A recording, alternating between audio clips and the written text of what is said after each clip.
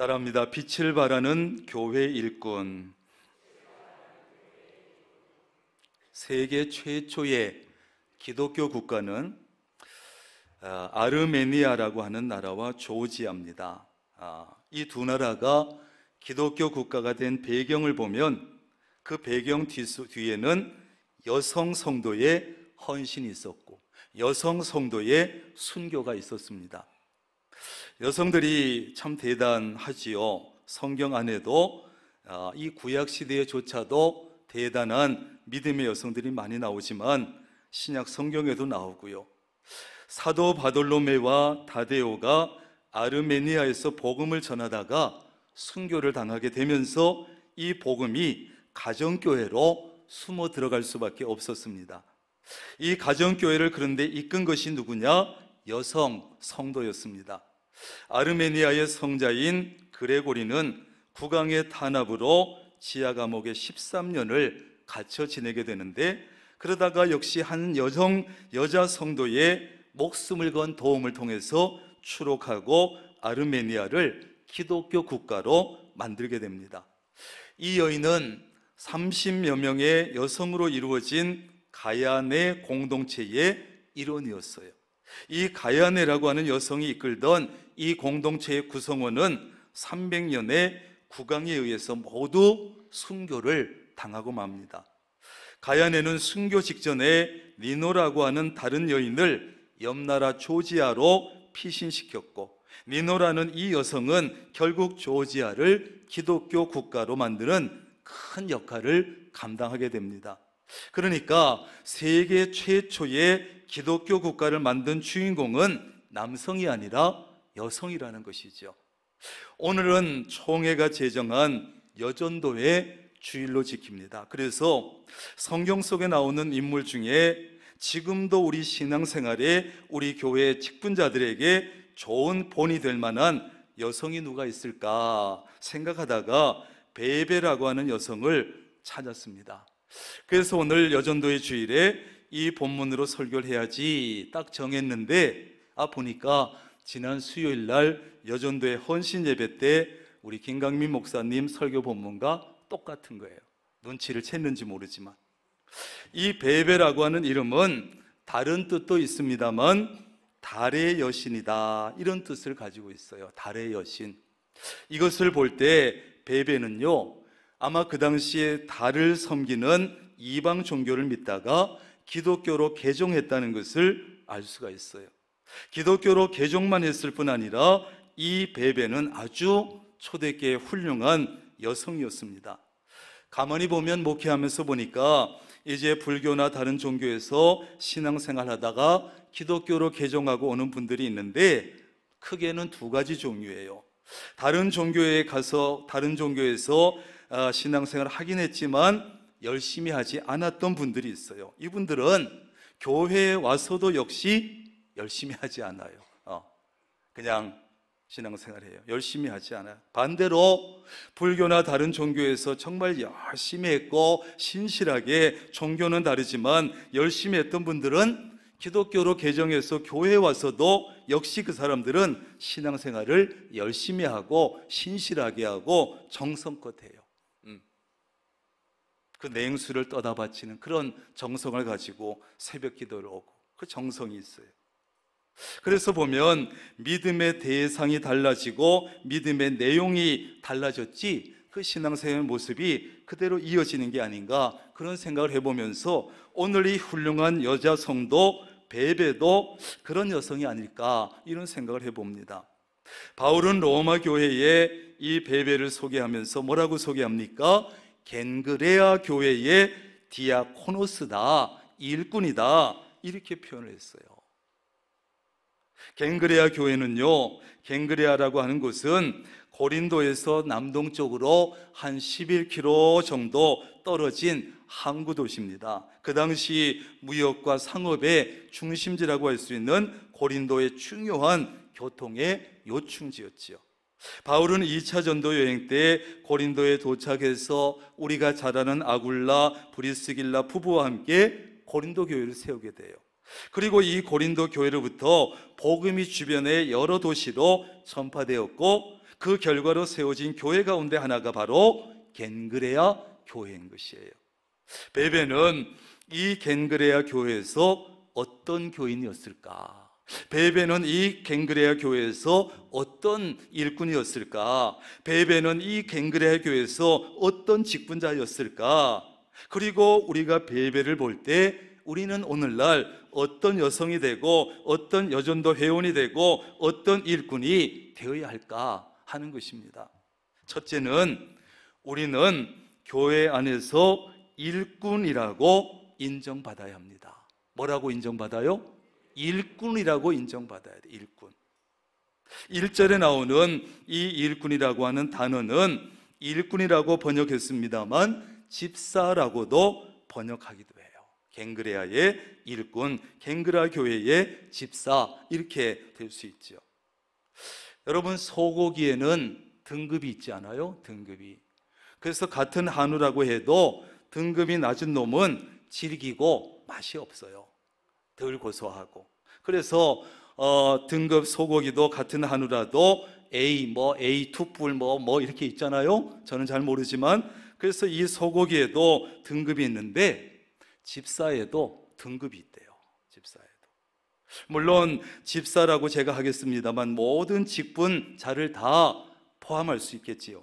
이 등급이 있는데 1등급은 어떤 집사냐 하면 암소 같은 집사래요. 무슨 집사요?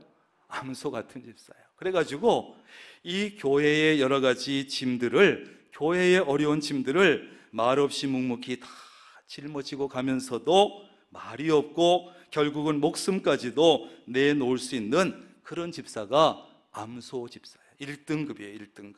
2등급은 양 같은 집사인데 이 양 같은 집사는 목사가 앞에서 이끌어가고 인도하는 대로 잘 따라가고 순종하는 집사가 2등급 양 같은 집사예요.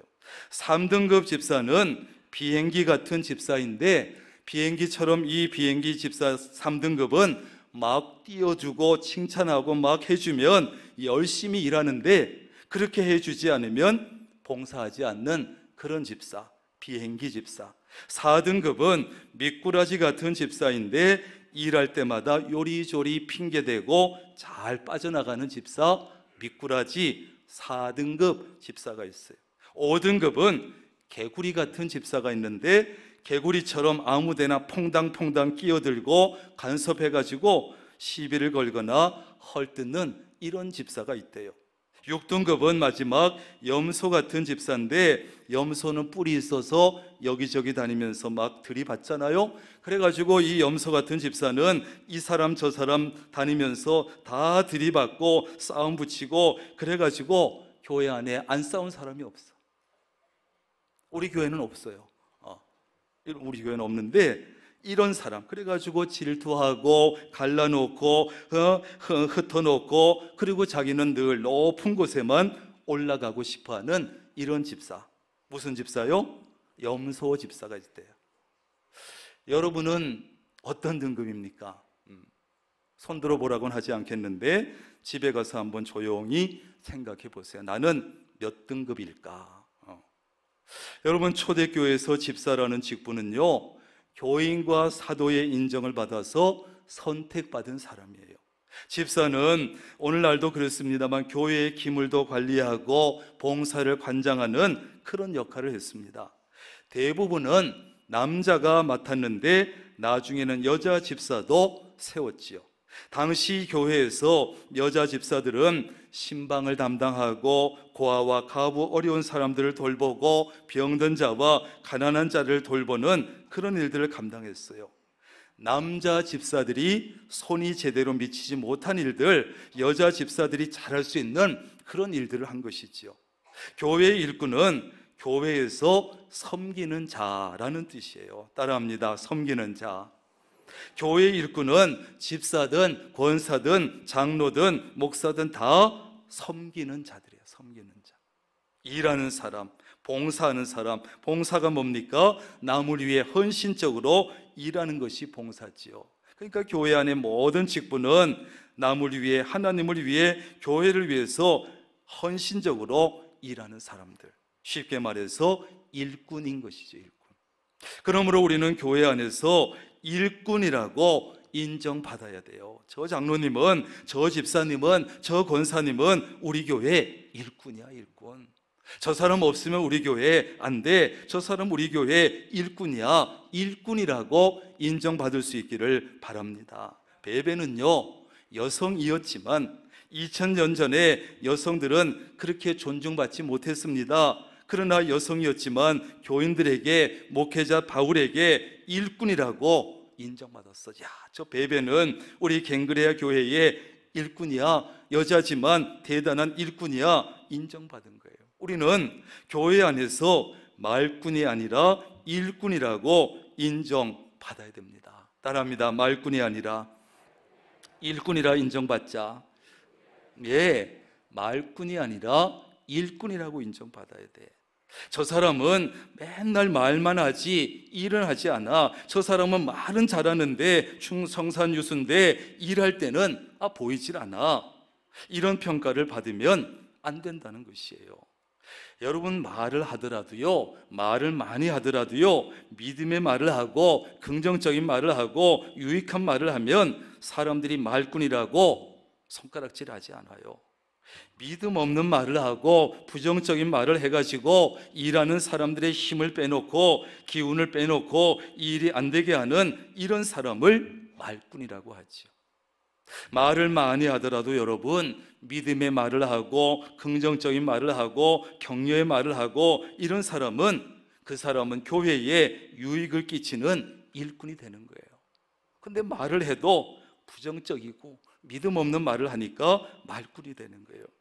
일하는 사람들에게 힘을 주고 용기를 주고 자신감을 주고 하니까 이런 사람들의 말은 오히려 유익하게 되지요. 그런 차원에서 여러분은 나쁜 의미의 말꾼이 아니라 일꾼으로 인정받을 수 있기를 바랍니다. 두 번째는, 일꾼은 일꾼인데 인정받을 수 있는, 인정받는 일꾼이 돼야 합니다. 일꾼이라고 다 같은 일꾼이 아닙니다. 소고기라고 다 같은 소고기가 아닌 것처럼 교회 안에 일꾼이라고 다 같은 일꾼은 아니에요. 일꾼 중에서도 교인들과 목회자에게 인정받는 일꾼이 있단 말이죠. 교인들에게 인정받고 목회자에게 인정받는 일꾼이라면 그 사람은 분명히 하나님께 인정받는 일꾼일 가능성이 크다 작다? 큰 것이죠. 그런데 교인들에게도 인정을 별로 받지 못하면서, 목회자에게도 인정을 받지 못하면서 나는 하나님께 인정받겠다고 그런 사람들이 있어요. 그것은 순서가 잘못된 거예요. 사람의 눈은 속일 수 있어도 하나님의 눈은 속일 수 없습니다. 사람들 앞에서는 믿음 좋은 척 할 수 있고 충성스러운 척도 할 수 있고 순종 잘하는 척도 할 수 있을지 모르지만 모든 것을 꿰뚫어 보시는 하나님 앞에서는 통하지 않아요. 누가 정말 인정받을 만한지 하나님은 정확하게 아시는 분이에요.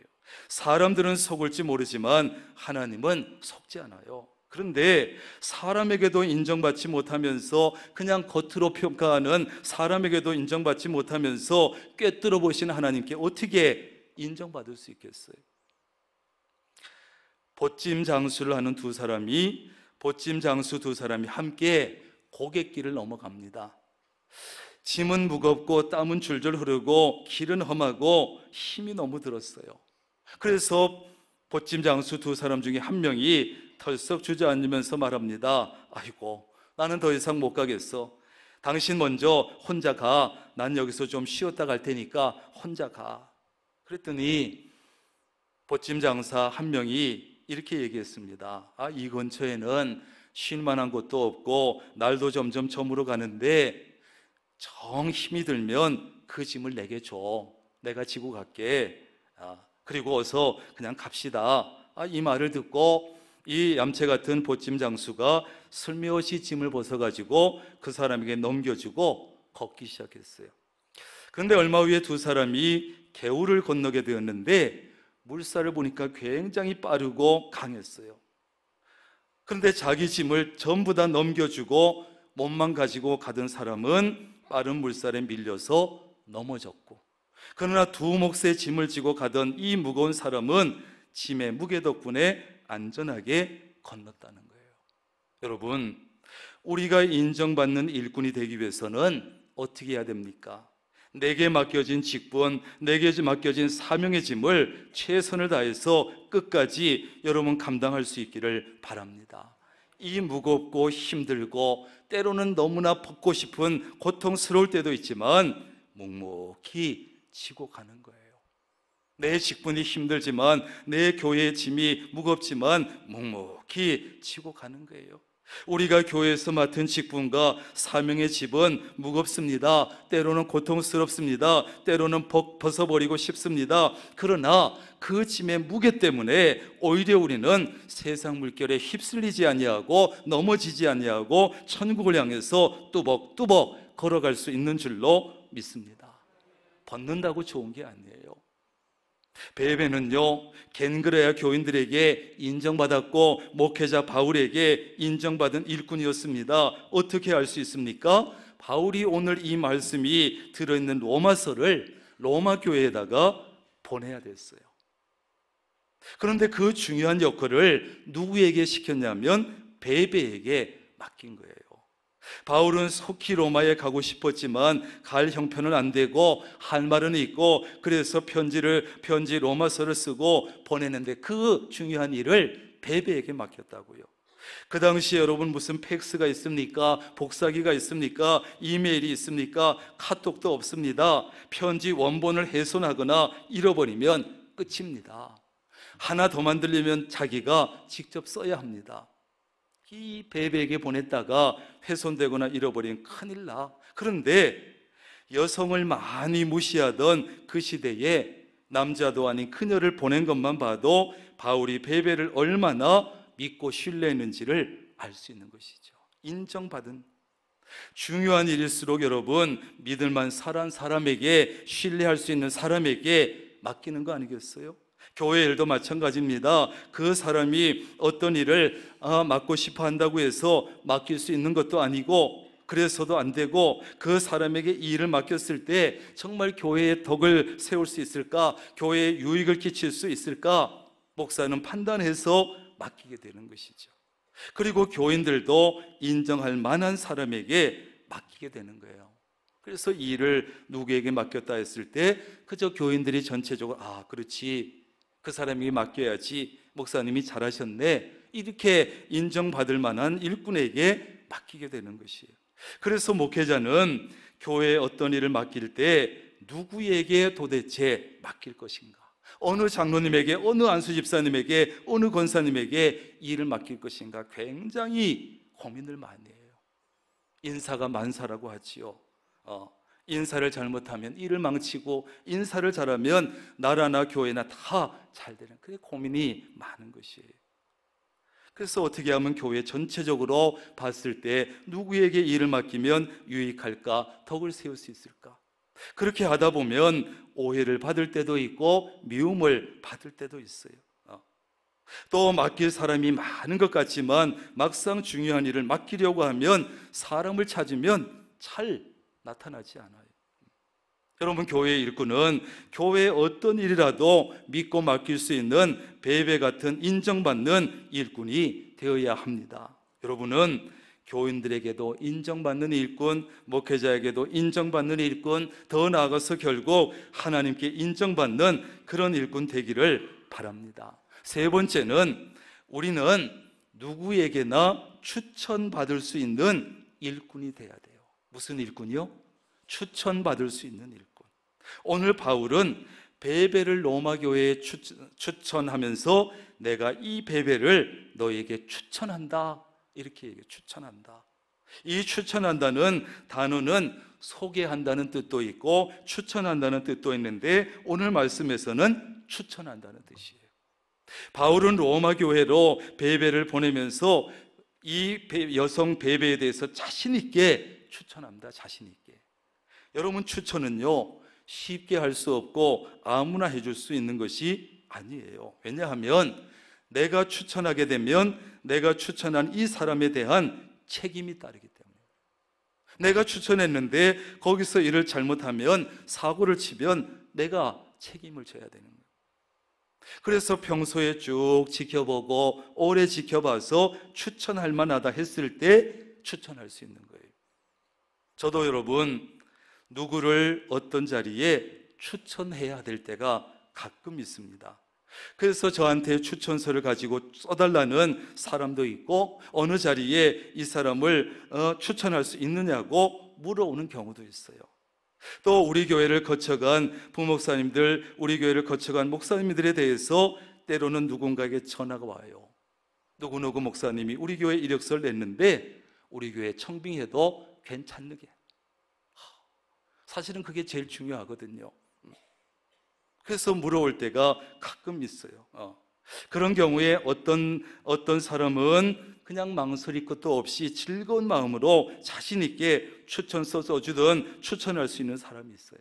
예, 목사님 괜찮습니다, 쓰세요. 그런데 어떤 분은 미안하지만 선뜻 추천해 주기가 어려운 사람도 있어요. 망설여지는 사람이 있어요.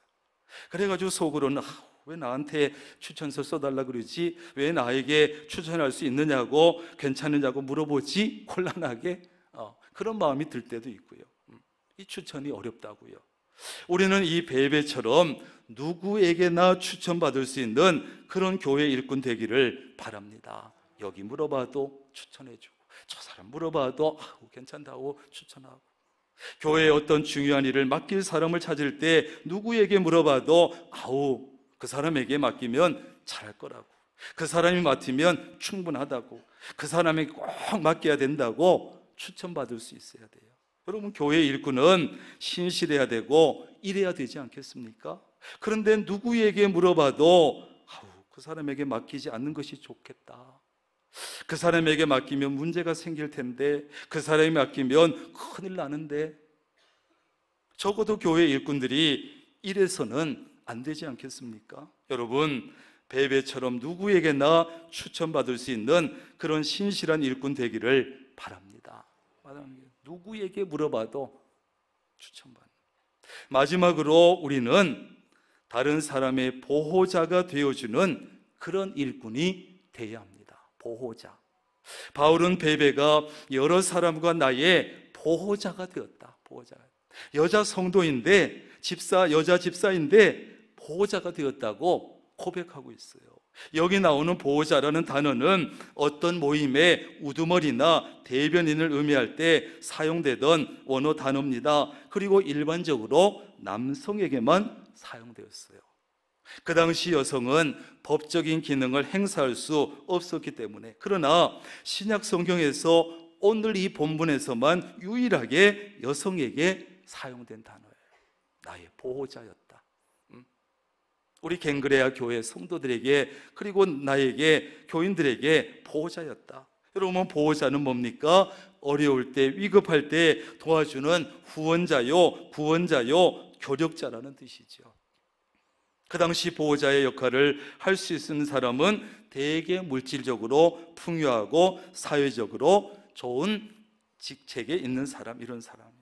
여성이라도 그런 능력이 있으면 보호자라는 표현을 사용했어요. 그래서 오늘 바울은 그 표현을 여성인 베베에게 사용한 거예요. 다른 사람들과 나에게 보호자였다. 바울은 그의 선교 사역에 경제적인 도움을 주고 어려움을 당했을 때 도와주고 했던 이 보호자라는 표현을 했어요.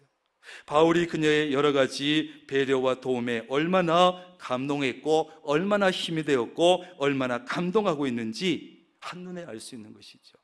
그래서 바울은 로마 교회로 이 베베를 보내면서 그녀를 간곡히 부탁했어요. 여러분, 베베가 가는데 이 이방 여자라고 해서 소홀히 대지 말라, 잘 환영해 줘라, 그리고 정중하게 대해라, 잘 대접해 줘라. 이 베베가 무엇이든지 필요한 것이 있으면 다 도와줘라, 다 도와줘라.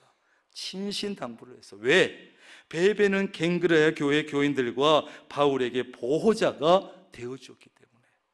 물질이 필요하면 물질로 후원해주고, 어려운 일이 있으면, 위급한 일이 있으면 건전해주고 막아주고 최선을 다해서 도와줬기 때문이에요. 여러분, 교회 일꾼은 이래야 되는 것입니다. 교회에 어떤 어려운 일이 생기고 힘든 일이 생기면 슬금슬금 빠져나가는 것이 아니고, 교회가 어려울수록 더 가운데로 모여들고 교회를 더 가까이 하고 위급한 일이 생기면 최선을 다해서 돕고 후원하고 협력하는 이런 일꾼 되기를 바랍니다. 보호자가 되어지는 보호자. 누가 교회를 해롭게 얘기하면 맞장구 치는 것이 아니라 보호막이 되어주고 보호해주고, 목사에 대해서 오해하는 사람이 있으면 대변해주고 막아주고, 내가 도울 수 있는 것으로 돕고 내가 협력할 수 있는 것으로 협력하면 되는 것이에요. 없는 것으로 하라는 것이 아니에요. 때로는 물질적으로, 때로는 말 한마디라도, 때로는 마음으로, 때로는 기도로 최선을 다해서 돕고 협력하는 보호자 되기를 바랍니다. 보호자. 그것이 여러분 교회에 얼마나 큰 힘이 되고 목회자에게 얼마나 큰 힘이 되고 위로가 되는지 몰라요. 이런 일꾼이 가득할 때 우리 교회가 정말 잘 될 줄로 믿습니다. 앞에서 말씀드린 것처럼 베베라는 이름에는 달의 여신들이라는 뜻도 있지만, 따라합니다. 밝다, 빛을 발하다, 이런 뜻도 가지고 있어요. 물론 달이 빛을 비추지만 밝다, 빛을 발하다. 그래서 오늘 설교의 제목도 이렇게 정했습니다만, 여러분 교회 일꾼은요, 어디를 가나 빛을 발해야 돼요. 어디를 가나 밝혀야 돼요. 오늘은 여전도회 주일입니다. 여러분 특별히 여성은요, 여전도회 회원들은요, 가정에서도 밝게 빛을 발해야 되고 교회에서도 밝게 빛을 발해야 되고 어디를 가나 빛을 발해야 돼요. 여러분 아내라고 하는 말의 어원을 알고 계시지요? 아내, 해, 안에 있는 해, 이 말에서 아내라고 하는 말이 나왔다는 거 아니에요? 그러니까 여성들은 안에 있는 해고 아내는 안에 있는 해예요.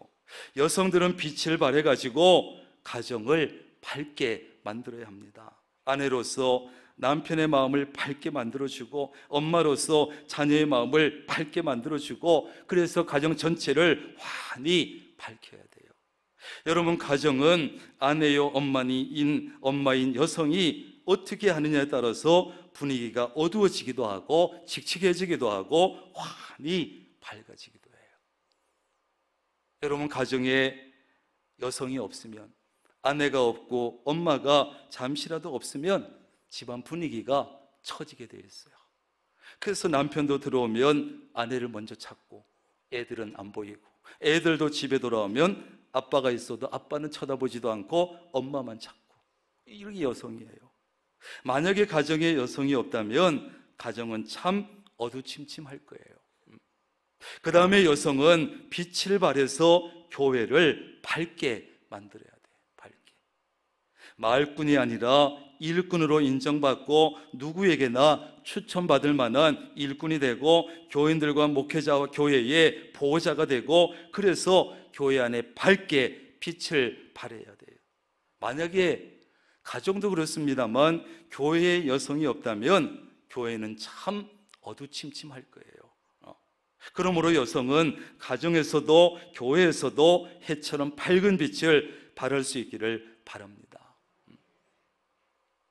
남편이 아내에게 묻습니다. 여보, 며칠 있으면 당신 생일인데, 우리 결혼 기념일인데 혹시 당신 원하는 선물이 뭐 있어? 그러면 요즘 여자들은, 아내들은 이렇게 대답하죠. 여보, 나는 절대로 큰 거 안 바래. 큰 거 안 바래. 아주 작은 거, 아주 쬐끄맣고 반짝반짝하는 거 있잖아. 그거 하나만 해주면 돼. 남편들의 가슴이 철렁하는 대답이지만, 그러나 여성 여러분, 여전도의 여러분, 여러분이 작고 반짝이는 것을 욕심내는 것도 좋고 좋아하는 것도 좋지만, 그보다는 여성인 여러분 자신이 가정에서, 교회에서 작지만 반짝반짝 빛을 발하는 그런 여성들, 여전도에 되시기를 주님의 이름으로 축원합니다.